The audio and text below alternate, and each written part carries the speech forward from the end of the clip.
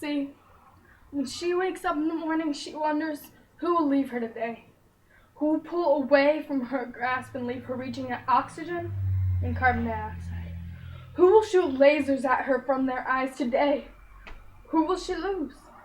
It's a circle, like clockwork, and all she can do is listen to the tick-tock of the broken clock that fits the beat of her heart.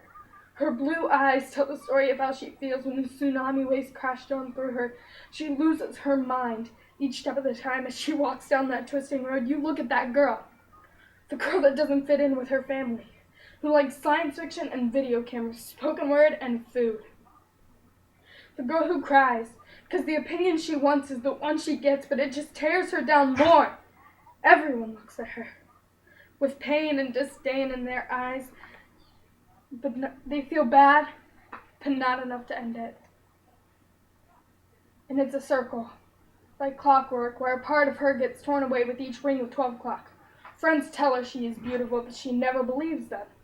The few friendships she has are coming to an end. She's lost. The words you use are a vase or plate thrown at her, and the shards tear at her sides and leave scars. And scars tell stories. But her story is a sad one that you don't care to hear, so you keep going.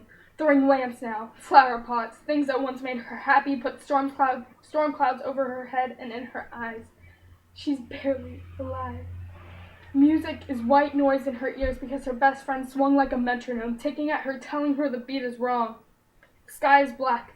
The rain keeps falling on her head because you took away her comfort, her umbrella. And it's a circle, like clockwork, with each hand being a new way to stretch her like taffy, but she doesn't bend, she breaks. Not as strong as she used to be, and raindrops fall from her eyes. She used to think you built her the sun and the stars in your workshop, but actually you built the worst of storms, made exactly to tackle her to the ground. Bumps and bruises cover her body, but she feels no pain. Numb. It's a sick, twisted chess game you play. You're the queen, she's a pawn. One move of yours takes 7 of hers and she falls.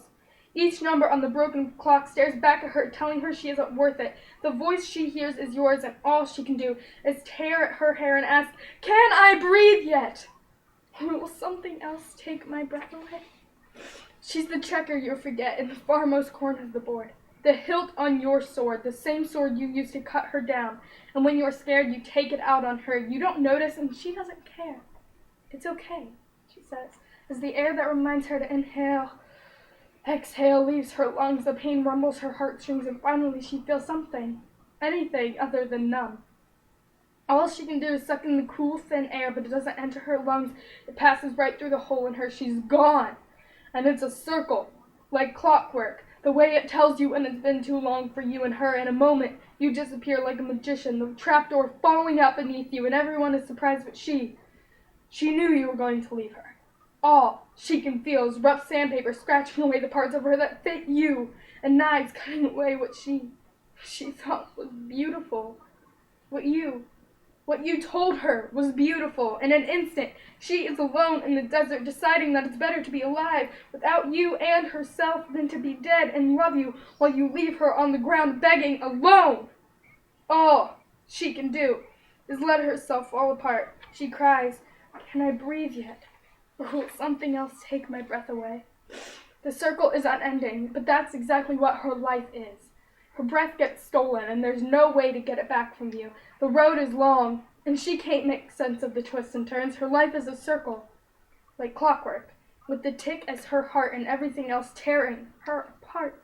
The hands spin and spin, keeping her interested, but she just keeps getting dizzy.